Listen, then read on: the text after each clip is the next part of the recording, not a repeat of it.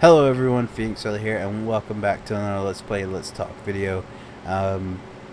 This video was requested actually for last week, and then the whole YouTube thing came up, so I figured that was more important to address at the time. It wasn't really, but it was, a way to calm some people about the YouTube content guidelines.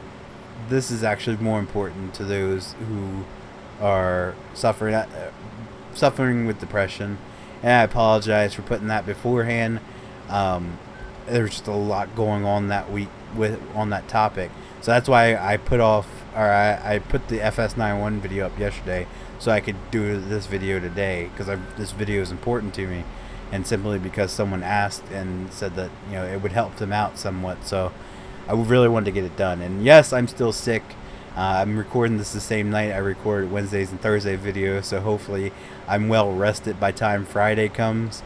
And I'm over this by time Friday comes, so I can entertain you guys Friday night. So, dealing with depression. So, I touched on it a little bit in my depression video. I didn't really go too much into detail about it. And the subscriber who asked said he would really, it would benefit him to see how I got through it, so he could try to work through his. And I guess really I wanted to learn stuff. That's the best way I can put it.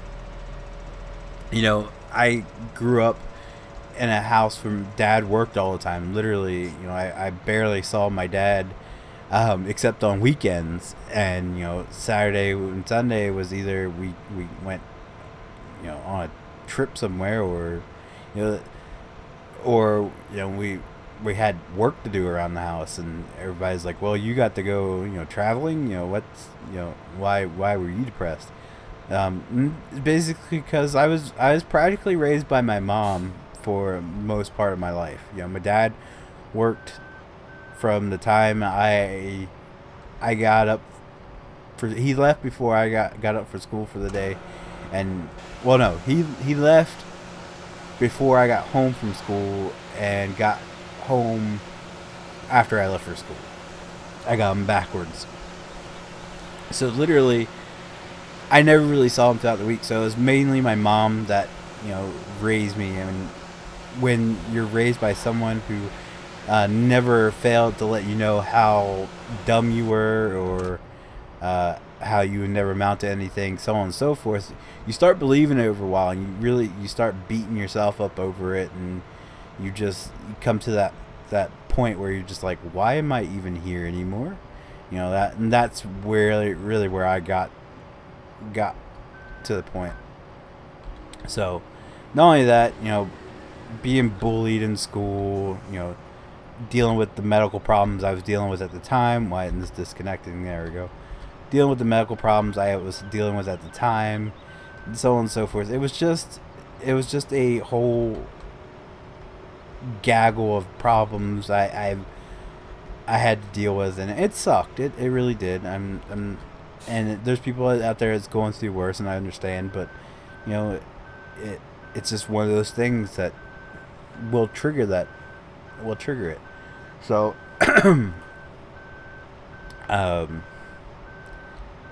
I started to, when I was going through it, I went through what everybody else went through. There's days where you just don't feel like getting out of bed, and so on and so forth. And there were days I didn't get out of bed at all. I stayed in my room to myself, locked the door, and just wished that it would all end and stuff like that. I went through all that. I've been there, and I know how it feels, and it sucks.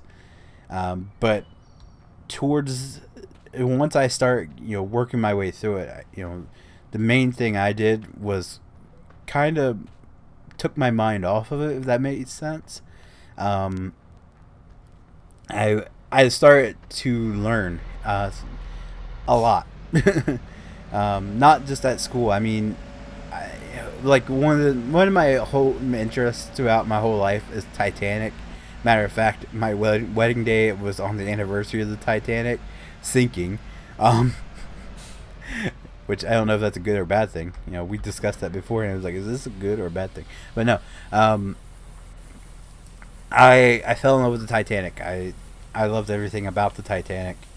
And I'm not talking about the movie. I'm talking about the actual ship. I was actually interested in the Titanic before the movie ever came out. You know, I had books upon books and all kinds of stuff that you know, I just feed my brain knowledge about the Titanic.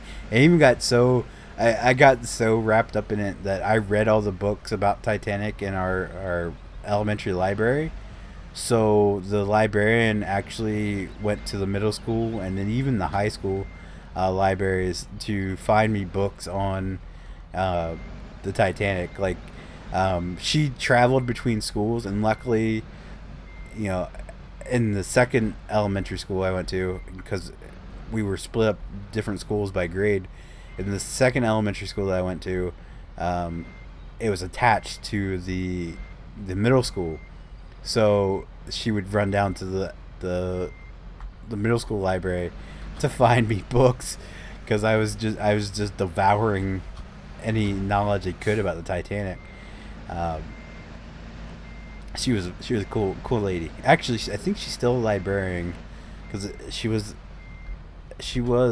there when my daughter was going. My daughter's going to the next elementary school. So yeah. But anyway, so you know, when I started going through depression, I didn't lose interest in that. Shockingly, I had that interest. So I was in high school. I was learning, you know, computer and everything. So I just, again, I went right back to just devouring as much knowledge as possible. I wanted to learn. It wasn't even just about the Titanic. You know, I was reading about the Titanic sister ships. Any legendary steam engine from that time, and you know, I was looking at what happened to them, and you know, where they're at now, so on and so forth. So I was learning a lot about it, and also during that time, which is, you know, even more than that. Oh, I just stepped it back in the other place.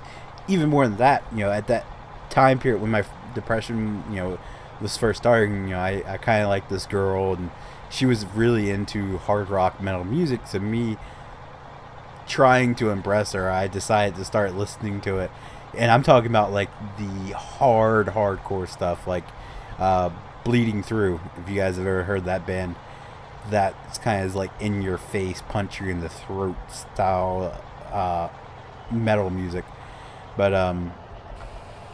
yeah, I grew very fond of hard rock. You know, I never had that growing up. You know, it was always country, because that's all my mom listened to, classic rock, because that's all my dad listened to, or rap, because that's all my brothers listened to. I never had that hard rock in my life when I was growing up. So I don't know, I kind of took it, latched onto it, and I never looked back. I'd never looked back. I was like, yeah, this is my music. These are my people. But I fell in love with music, and I'm not even like trying to exaggerate that, and that falling in love with music is probably the best way I could put it. I fell absolutely in love with music. Everything about it. You know, I don't know, especially hard rock. You know, it took my mind. I could listen to it, and I think maybe it was because hard rock delves into some dark stuff that, you know, you think about with depression, which, you know, other genres didn't really, you know, touch on. So you were like, okay, well, I'm not alone here. Yeah, this is awesome. So, you know, I just dove headfirst into hard rock music, and I loved it. I loved it so much that, you know, I started writing songs, which moved into like poetry and short stories, I got really, and the best part about that is I absolutely hated English class. Up until the day I graduated, I could not stand English class. I hated it. I hated it with a passion. I hated writing, and maybe because you were confined when you were writing, whereas when I was just writing out on my own, I could follow any structure I want. Poetry, so on and so forth. I could follow that, a certain style, but I could. I'm losing track of what I'm trying to say here. I wasn't restricted to what they wanted me to write about or do. I could do what I wanted. So I really loved writing poetry, short stories, writing lyrics for music.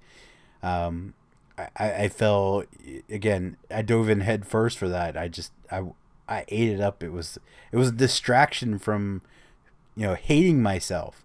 And not only that, I got really good at it. People start reading my music and or my lyrics and my poetry and my short stories, and there was people out there that liked it. So I'm like, well, evidently I can't be all that bad I can't suck that much at life if I can do this and people like it. So that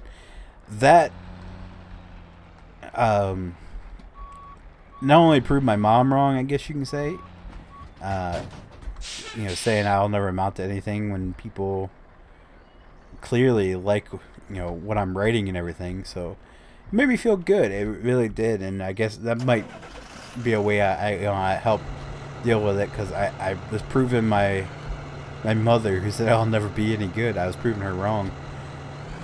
But I start learning to play instruments. Like I learned to play trumpet.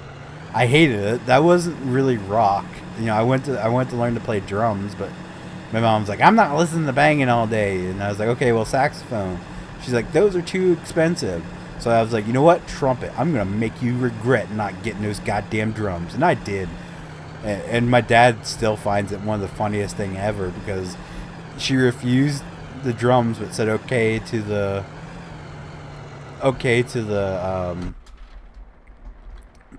trumpet, and I blew that thing as hard as I could on a daily basis, and she hated it, absolutely hated it. But after so long, I got tired of it myself, so I wanted to learn something else. And luckily my friend had two guitars. Like he had his old guitar and then he bought a new one. So he would bring over his guitars and amps, and we'd sit there in my bedroom and play. He would teach me different chords, and he actually taught me how to play a couple Green Day songs. And within a couple of days, I was playing a full damn song. And once again, it kind of made me feel like, well, I mean, damn, I just learned this quick. Evidently, I can't suck that bad at life. I can't. I gotta be somewhat decent to be able to pick up on this stuff in 2 days. So it made me feel good. It really did. And again, it helped me distract myself from hating myself, if that makes any sense. But yeah, that's how I got through it. Just distraction, and proving that you can do something. You are good at something. You can make it. And, it might not be music, or it might not be writing. It might not be learning a topic. It could be anything. You might like a sport. And you want to try out for a sport. Go play sports. If you like a certain, if you like to go fishing, go out, go fishing. Just distract yourself from it, and that's literally the best advice I can give you. That's how I got through mine. Again, it may not work for you. It might not help you at all, but I mean, I would give it a shot, because when you're going through that, you really got to do what you can to work your way through it. So I hope that helped you somewhat. I hope you give it a shot and see how it works out for you. If it does, you're welcome. You're welcome. If it doesn't, keep fighting, man. It's not worth giving up. you will get over it. You know, you'll, like I said in my depression video, you'll get over it. You will find success. You will find that life can be pretty awesome. You will learn that. I've seen other people that, you know, stay depressed or claim to be depressed long after, you know, they have some sort of and then they realize that, you know, I'm worth something, and it happens. So I hope you get through it. Again, I think his name was Edward. I'm not 100% certain. I'm sorry if I butchered it. But stay strong, man. You'll get through it. So that's going to do it, guys. If you liked the video, be sure to leave a like down below. If you guys want to see more Farming Simulator 15 Let's Plays, Let's Talks, be sure to click subscribe. And as always, thanks for watching. Bye-bye.